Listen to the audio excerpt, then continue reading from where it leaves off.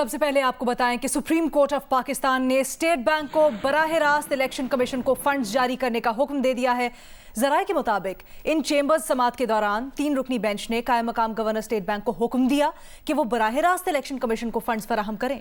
इससे पहले attorney general ने यह मौक़िफ़ इख्तियार किया था कि हुकूमत बेबस है क्योंकि पार्लियामेंट ने फंड्स देने का इख्तियार ही नहीं दिया है, जिस पर जजेस ने वाज़ेह किया कि उन्हें अदालती हुक्म पर अमल करना ही पड़ेगा। इन चेंबर समाअत में जजेस ने हुकूमत के फंड्स न देने पर इजहार बरहमी किया था। अटॉर्नी जनरल ने मौक़िफ़ अपनाया कि हुकूमत ने तो अदालती हुक्म की तामील कर ली थी, इससे आगे का काम पार्लियामेंट ने करना होता है।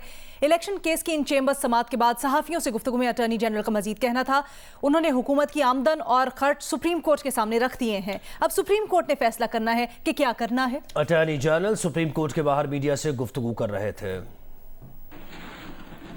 फैक्ट्स बताए थे कि क्या पैसा कितना पड़ा हुआ है, उसमें से कितना किधर जाना है, बाकी फिर कोर्ट ने देख के करना है कि पैसे हैं वो कहाँ से। उन्होंने कहा है कि पैसे नहीं है हमारे पास। तो पैसे जो होते हैं ना, देखिए खजाने के अंदर जो पैसे आते हैं उसमें से फिर अखराजात भी होने होते हैं। वो देखना ये होता है कि कितना पैसा पड़ा है, कितने अखराजात। वो कोर्ट के सामने उन्होंने पोजीशन रख दी थी और उसके बाद फिर अदालत देखेंगी। सर ये टीवी पे खबर चल रही है कि स्टेट बैंक को हुक्म दे दिया है कि वो डायरेक्टली इलेक्शन कमीशन को फंड जारी करे, इसकी आप तस्दीक या तस्दीक कर सकते हैं? देखिए वो स्टेट बैंक के ऑफिशियल मौजूद थे वहाँ पे, तो वो आप उनसे भी कंफर्म। नहीं सर, अंदर कोई ऐसे डायरेक्टिव जारी किया गया है? आप भी तो अंदर ही थे। चेम्बर में ही था, बट ये है कि वो जो भी इंस्ट्रक्शंस हैं वो वहाँ पे सबको दे दी गई थी।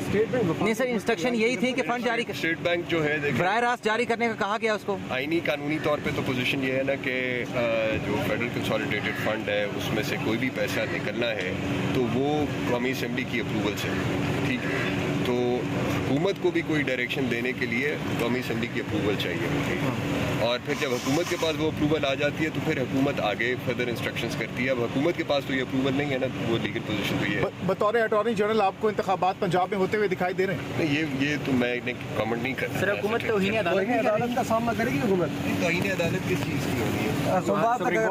नहीं, फेडरल गवर्नमेंट ने तो कंप्लाई कर दिया ना ऑर्डर। जब फेडरल गवर्नमेंट ने वो कानून ले गई कैबिनेट से अप्रूव करा कर, तो ऑर्डर की कंप्लायंस फेडरल गवर्नमेंट ने तो कर दी ना, बाकी तो पार्लियामेंट क्या है। पार्लियामेंट में कौमी सलामती कमेटी का इन कैमरा इजलास में सिविल और अस्करी क़यादत ने शिरकत की है। चीफ ऑफ आर्मी स्टाफ की आमद पर अरकान पार्लियामेंट ने डेस्क बजाकर इस्तकबाल किया। वज़ीर आज़म ने कौमी सलामती कमेटी के इजलास में गुफ्तगू करते हुए कहा कि वो अफ़वाज पाकिस्तान के शहदा को सलाम पेश करते हैं। अस्करी हुकाम की जानिब से कौमी सलामती की मौजूदा सूरत हाल पर ब्रीफिंग दी जाएगी।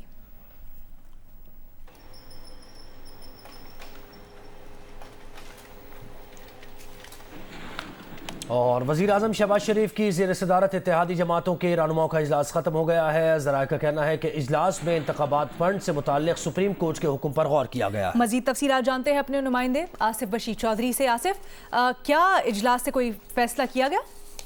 ये अहम इजलास जो है ये वज़ीर आज़म के ज़ेर सदारत हुआ, जिसमें बिलावल भुट्टो ज़रदारी, मौलाना असद महमूद समेत जो है वफाकी वज़रा भी शरीक थे और अहम पार्लिमानी लीडर्स जो हैं वो मौजूद थे।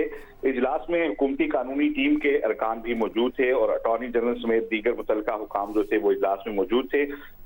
इसमें अहम इजलास में सुप्रीम कोर्ट ऑफ पाकिस्तान ने जो इंतखाबात के फंड्स के हवाले से हुक्म जारी किया है उसके मुख्तलिफ पहलुओं का आईनी और कानूनी उमूर के हवाले से जायजा लिया गया और जो शुरका थे उनको ब्रीफिंग दी गई। इसके बाद इसी अहम इजलास में फैसला किया गया कि आज कौमी असम्बली का एक अहम इजलास आज शाम को बुलाया जाएगा, जो कि इससे पहले 26 अप्रैल तक जो है वो मुलतवी किया गया था। ताहम आज ये फैसला किया गया कि आज कौमी असम्बली का इजलास बुलवाया जाएगा और बाज़ ज़राए का ये कहना है कि आज जो सुप्रीम कोर्ट का फैसला आया है इसके ऊपर कौमी असम्बली से जो कोई करारदाद जो है वो भी मुतफ़िका तौर पर पास कराने की कोशिश जो है वो की जाएगी। तो 5 बजे कौमी असम्बली का एक हंगामी इजलास जो है वो आज तलब कर लिया गया है। जी अच्छा, ये बताइएगा आसिफ के पहले तो तातारड़ और दीगर लोग ज़ाहिर एक्टिव हैं भी और प्रेस कॉन्फ्रेंस भी करते हैं, कानूनी मुशावरत भी करते हैं, लेकिन ये शाहिद हामिद, जाहिद हामिद, मुस्तफ़ा रमदे ये अब लीगल एडवाइस दे रहे हैं और क्या इन्होंने मशवरा दिया है? जी, बाकी कानूनी टीम भी थी, अटॉर्नी जनरल पाकिस्तान थे, वजीर कानून थे, सेक्रेटरी लॉ थे और ये दीगर कानूनी एक्सपर्ट जिनके नाम बताए गए हैं, ये भी आज के इजलास में मौजूद थे और तफसीली मुशावरत हुई है कि क्या कॉन्सिक्वेंस हो सकता है और इसके ऊपर किस तरीके से रिएक्शन करना है। जिसके बाद ये हमारे जराए का दावा है कि ये फैसला किया गया था कि आज कौमी असम्बली से करारदाद जो है इसके ऊपर लाई जाए, जिसके बाद कौमी असम्बली का हंगामी इजलास बुलाने का फैसला किया गया। बहुत शुक्रिया आसिफ बशीर चौधरी, आपने डिटेल्स दी।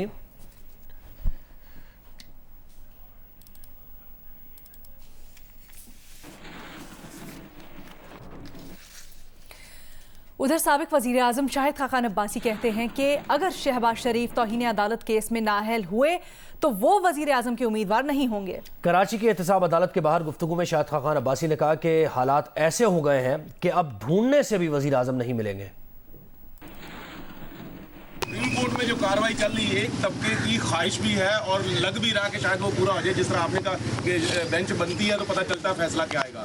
पता ये चले कि कल मियां शहबाज शरीफ साहब और उनकी कैबिनेट तौहीन अदालत में गई अंदर, तो कहते हैं कि आप दोबारा वजीर आजम बनेंगे पाकिस्तान के। इंशाल्लाह आप लिखवा लें जी, ये सादे कागज में लिखा लें कि मैं वज़ारत उम्मीदवार नहीं आप पहले भी नहीं थे, अगर पार्टी नहीं, मैं बिल्कुल उम्मीदवार नहीं, लिखवा लें यार।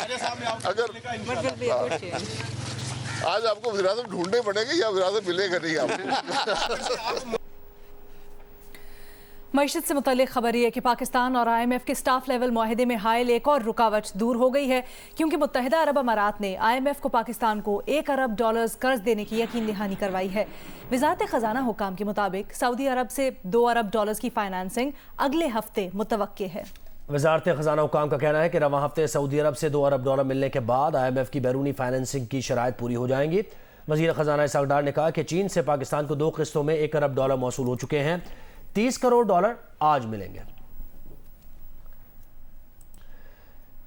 चीफ जस्टिस ऑफ पाकिस्तान समेत सुप्रीम कोर्ट के 8 जजेस के खिलाफ सुप्रीम जुडिशल काउंसिल में रेफरेंस दायर कर दिया गया है।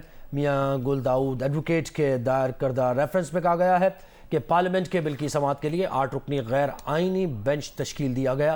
पार्लियामेंट के मंजूर supreme court practice and procedure bill समाअत के लिए मुकर्रर करके इख्तियारात से तजावुज़ किया गया। बिल के खिलाफ हुक्म इम्तना अदालती नज़ायर के खिलाफ है।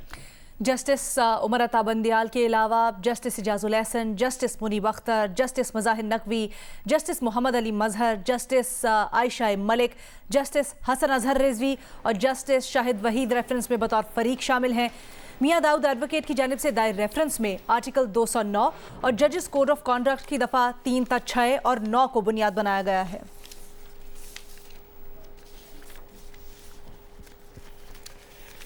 और पीपल्स पार्टी के सेनेटर रज़ा रब्बानी कहते हैं कि सुप्रीम कोर्ट का ऐसे बिल पर पेशगी हुक्म इम्तना देना जो कानून नहीं बना, ये आइन से मुतसादिम है। अपने बयान में रज़ा रब्बानी ने कहा कि पार्लियामेंट के कानून साजी के इख्तियार को न कम किया जा सकता है, ना इसमें मुदाखलत की जा सकती है। मजीद कहा, आज पार्लियामेंट के काम करने के इख्तियार पर बेड़ियां डाल दी गई हैं। इदारों और अफराद के दरमियान इख्तियारात का खेल रोकने के लिए पार्लियामेंट और अदलिया में मुज़ाकरात की ज़रूरत है।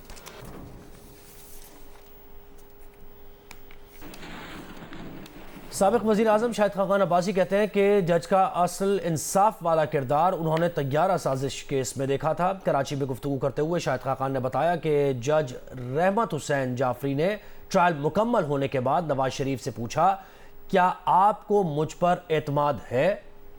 अगर एतमाद नहीं है तो भी केस रीट्रायल के लिए भेज देंगे। 23 साल पहले हमारा इसी शहर में हाईजैकिंग का ट्रायल हुआ था। बहुत मशहूर ट्रायल था पाकिस्तान की तारीख में। 99 में 2000 में फैसला आया। रहमत हुसैन जाफरी साहब उसके जज थे। उस वक़्त हाई कोर्ट के जज भी नहीं थे, स्पेशल कोर्ट के जज थे।